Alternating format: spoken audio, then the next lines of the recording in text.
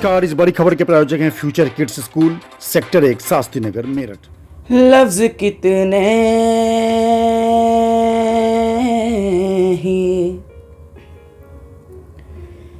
तेरे पैरों से लिपटे होंगे। तूने जब आखिरी खत मेरा जलाया होगा,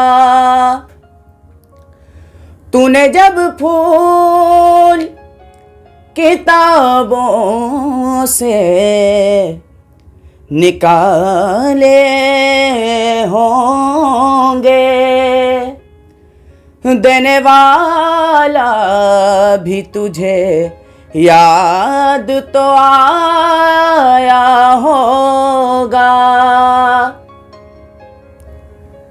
ना।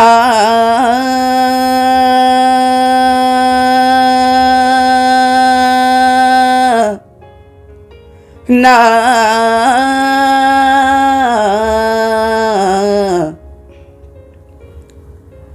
तेरी आँखों के दरिया का उतरना भी ज़रूरी था, मोहब्बत भी ज़रूरी थी, बिछड़ना भी ज़रूरी था। ज़रूरी था कि हम दोनों तवाफ़े आरज़ू करते, मगर फिर आरज़ुओं का मुकरना भी ज़रूरी था। तेरी आँखों के दरिया का उतरना भी ज़रूरी था। बताओ याद है तुमको वो जब दिल को चुराया था, चुराई चीज़ को तुमने खुदा का घर बनाया था। वो जब कहते थे मेरा नाम तुम तस्बीह में पढ़ते हो, मोहब्बत की नमाज़ों को कज़ा करने से डरते हो, मगर अब याद आता है वो बातें थी महज बातें, कहीं बातों ही बातों में मुकरना भी ज़रूरी था। तेरी आँखों के दरिया का उतरना भी ज़रूरी था। नमस्कार, रोजाना खबर में आप सभी का हार्दिक स्वागत है। जिस तरीके से गांव से लेकर शहर तक, कस्बों से लेकर जिले तक हुनर की कमी नहीं है। तमाम ऐसे हुनर हैं, तमाम ऐसे प्रतिभाएं हैं जो छुपी रहती हैं, जो बड़े पटल पर आ नहीं पाती है। ऐसा ही कुछ मामला रोजाना खबर के पास है। मेरठ के सबसे प्राचीनतम इलाकों में से एक, पुराने शहरों में से एक, पुराने मोहल्लों में से एक कोटला, जो घंटाघर, ऐतिहासिक घंटाघर के पास में है। वहाँ पर एक हुनरबाज, जी हाँ, टैलेंटेड गायक अब्दुल्ला से मेरी मुलाकात हुई। जिस तरीके से आपने उनके गाने को सुना तो हमारी भी मजबूरी बन गई कि उनका इंटरव्यू लें। तो मजबूरी ने हमें आज कोटला की गलियों से होते हुए उनके घर तक पहुंचा दिया है। ऐसे तमाम टैलेंटेड लोग हैं जो किसी न किसी प्लेटफॉर्म न मिलने के कारण अपने मोहल्लों तक, अपने कस्बे तक सीमित रह जाते हैं। लेकिन ज़रूरत है ऐसे हुनरबाज को, ऐसे टैलेंटेड को निखारने की। तो आज हम बात करेंगे खुद अब्दुल्ला से, कोटला में। नमस्कार अब्दुल्ला, कैसे हैं आप? नमस्ते जी, अल्लाह का शुक्र, आपकी दुआएं जी। अब्दुल्ला, आपकी उम्र क्या है? जी 17 ईयर्स ओल्ड। आप 17 साल के हैं। कितने साल से आप गाने को गा रहे हैं और ये प्रतिभा आपको कहाँ से मिली? जी जब मैं छोटा था 10 साल की उम्र में, तो जब मेरा अब्बू का स्कूटर है चेतक, उस पे आगे ना एक होम थिएटर लगा हुआ था, उसमें से गाने बजते रहते, तो उसको देख देख के मेरे में ऊर्जा जागी, मैंने गाने गाने शुरू किए। फिर अब्बू मुझे डीएम साहब के प्रोग्राम में ले गए, फिर डीएम साहब की गोद में मैंने सबसे पहले गाना गाया था, देख तेरे तो आपको संसार। नाम याद है कौन डीएम साहब थे, किसी नाम याद है? जी अमित घोष अच्छा अच्छा। जी। देख तेरे संसार की हालत क्या हो गई भगवान, ये गाना गाया था। फिर उससे अभी तक तो एक मिनट गा दीजिए, 2 लाइन गा दीजिए। देख तेरे संसार की हालत क्या हो गई भगवान, कितना बदल गया इंसान, कितना बदल गया इंसान।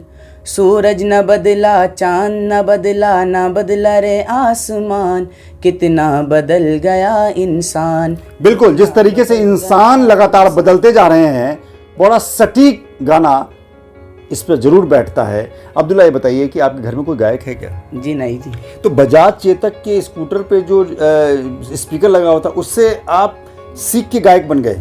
जी फिर गुरु जी वो भी लिए, शिक्षा भी गुरु कहाँ से लिया आपने? जी सत्य प्रकाश मिश्रा जी हैं ईवीस चौराहे पर, उनसे लिए। और फिर एक मुमताज़ अहमद जी हैं मिरासियों में, उनसे लिए, वो मेरे उस्ताद हैं। तो आप किस तरह के गाने को गाते हैं? क्लासिकल, हिंदी सॉन्ग और जो धार्मिक सॉन्ग होते हैं, क्या क्या कौन कौन से गाते हैं? जी मैं सब गाता हूँ, क्लासिकल भी और देशभक्ति सॉन्ग भी, हिंदी सॉन्ग भी, सब। एक देशभक्ति का गुनगुना दीजिए। छोड़ो कल की बातें, कल की बात पुरानी, नए दौर में लिखेंगे मिलकर नई कहानी। हम हिंदुस्तानी, हम हिंदुस्तानी, हम हिंदुस्तानी, हम हिंदुस्तानी।